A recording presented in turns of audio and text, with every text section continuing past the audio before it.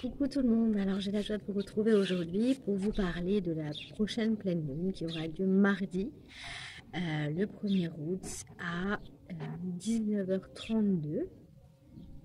Donc c'est une période où c'est une pleine lune en Verseau, c'est-à-dire que le soleil se trouve actuellement dans le signe du Lion et que la lune se trouvera dans le signe du Verseau à l'opposé. En fait, c'est un moment de prise de conscience, c'est un moment de révélation, la pleine lune, où on a besoin de trouver finalement un équilibre entre deux énergies qui s'opposent, mais surtout qui se complètent pour moi, et de trouver un point d'équilibre avec ces deux énergies. Donc on est dans l'axe Lion-Verseau, l'axe de soi et les autres,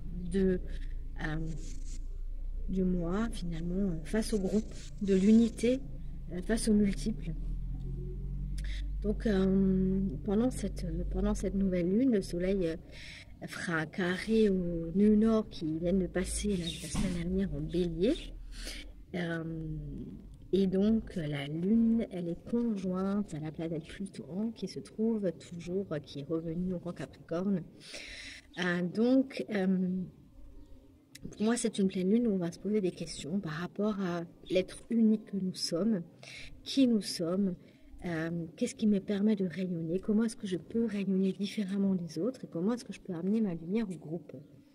L'idée, c'est d'accepter d'être soi pour accepter l'autre tel qu'il est également et finalement de rayonner sa vérité intérieure, sa force intérieure, d'être aligné avec soi et de partager ça dans le groupe. Besoin d'être soi-même sans avoir forcément besoin de s'expliquer ou de se justifier. Et la lune qui se trouve, elle, du coup, en Verseau, montre vraiment un besoin de liberté, un besoin d'être soi, voilà, de trouver son individualité, son autonomie, son affirmation, parce que ce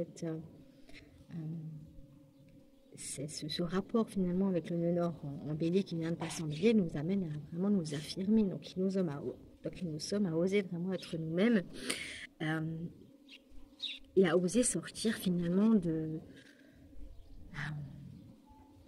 toutes ces injonctions, des il faut, des je dois, de tout ce qui a un rapport avec l'autorité aussi extérieure, et d'aller voir finalement, de retrouver sa propre autorité, sa propre force intérieure, son propre pouvoir personnel finalement, et d'aller voir finalement quelle est son originalité dans le groupe, dans le collectif, comment on peut amener notre richesse finalement dans le groupe et comment du coup on peut accueillir celle de l'autre. Il y a aussi toujours, plus j'accepte qui je suis et j'ose me montrer, et plus j'accepte l'autre dans sa différence aussi. Sans se noyer dans le collectif, c'est-à-dire sans correspondre à tout ce qu'on attend de moi, voilà, toutes ces injonctions, comme je l'ai dit, à toutes ces attentes, vraiment de se libérer, vraiment cette libération des croyances, du passé aussi, de toutes ces formes d'autorité, comme dit, qu'on s'est imposées, qu'on a accepté de s'imposer et que maintenant, c'est le moment de les libérer en fait. Le soleil en Lion, il nous invite vraiment à vivre le moment présent, à faire preuve de créativité, à être dans la spontanéité, à laisser finalement le cœur s'imposer finalement et aller voir nos propres valeurs, aller voir le moi profond.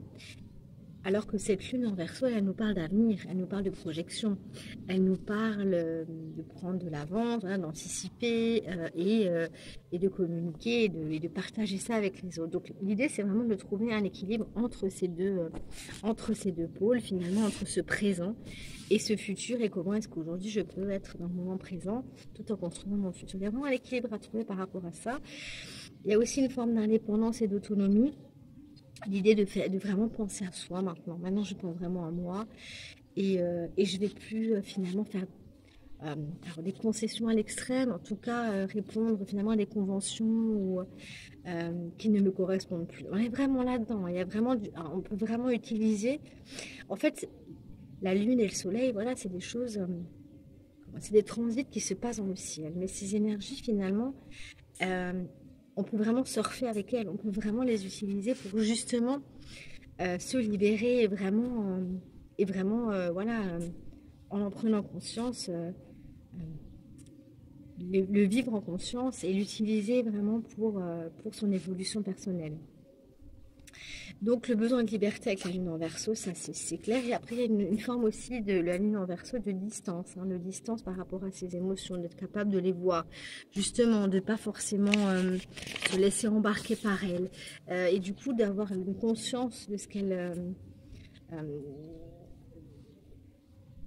justement, de conscience par rapport à ce qu'elle vient de dire de moi, finalement. Qu'est-ce que mes émotions viennent me dire par rapport à moi-même? Est-ce que si c'est des émotions négatives, est-ce que justement c'est parce que je ne suis plus alignée? Parce que je suis trop dans la concession, parce que je veux correspondre à ce qu'on attend de moi, à des attentes, à ce que le groupe, à ce que mon clan, à ce que la société, ma famille attend de moi, pour aller justement rectifier si c'est pas le cas, si justement je me sens pas bien avec ces émotions.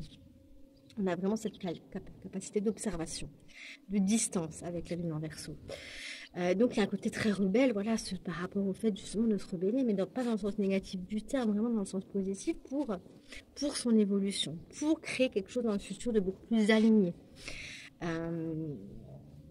Et pour oser transmettre qui l'on est, et pour oser le partager avec les autres, avec ses amis, pour être vraiment dans une notion, on est vraiment avec cette nouvelle lune aussi dans un besoin de partage, voilà, de transmission.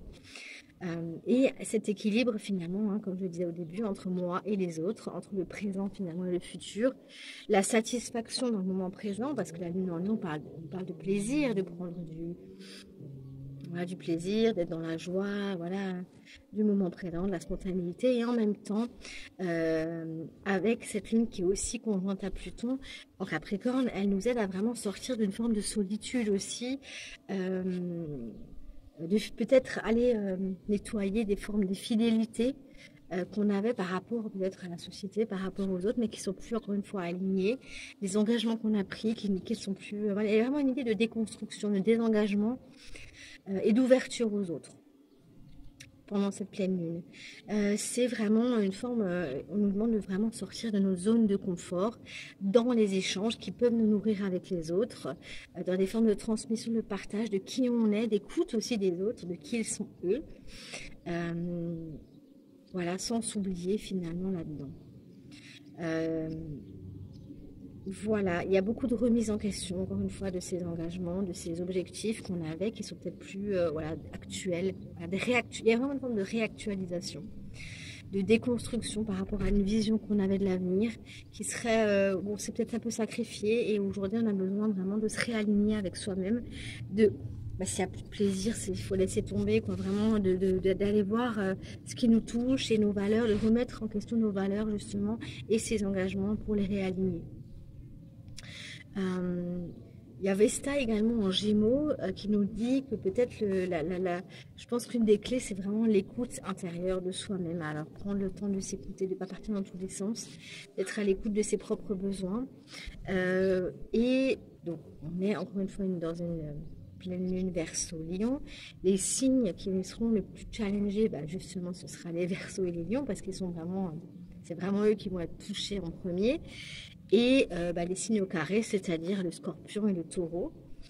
Pour les signes où ça sera un peu plus favorable, ce sera la Balance, le Gémeaux, le Bélier, le Sagittaire. Et enfin, les signes qui sont un peu plus neutres, qui sentiront peut-être un peu moins, on est dans la Vierge, le Cancer, le Poisson et le Capricorne. Voilà, j'espère que j'ai pu vous donner quelques clés par rapport à cette pleine lune, si vous avez envie de partager, si vous avez envie de commenter, n'hésitez pas, c'est avec plaisir. Je vous remercie de liker, de partager, de vous abonner pour me soutenir, voilà ce que je partage aujourd'hui. Et moi, je suis toujours disponible pour toute analyse de thème que j'envoie par audio d'une durée d'environ 1h30 où j'analyse votre thème de naissance. Et on convient d'un rendez-vous pour en parler, pour aller voir tous les objectifs, tous les défis qu'il y a dans votre thème, toutes les facilités que vous avez, tous les atouts, toutes les ressources pour dépasser ces défis. Et je suis aussi disponible pour tout ce qui est guidance, que ce soit avec les cartes ou avec l'astro. Moi, j'utilise les deux dans mes séances qui durent 1h30 sur rendez-vous, que ce soit en visio, par téléphone, où je peux répondre à toutes vos questions, vous aider surtout. Voilà, j'ai beaucoup de questions par rapport au domaine sentimental et professionnel. C'est vraiment mes deux sujets de prédilection. Donc, si vous êtes un peu perdu dans ces deux sujets, si vous avez besoin voilà, d'éclaircissement, de guidance par rapport à ça, d'aller voir un petit peu les choses qui s'offrent à vous, comment aller vers l'avenir le plus lumineux pour vous, comment dépasser vos défis dans le milieu professionnel ou dans le milieu sentimental. N'hésitez pas à me contacter et je propose également, voilà, si c'est juste une question que vous voulez éclaircir, c'est possible aussi, voilà, en messagerie privée par SMS ou par mail. Voilà, je crois que j'ai tout fait. Je vous remercie en tout cas de m'avoir écouté et je vous dis à bientôt pour une prochaine vidéo. Bye bye.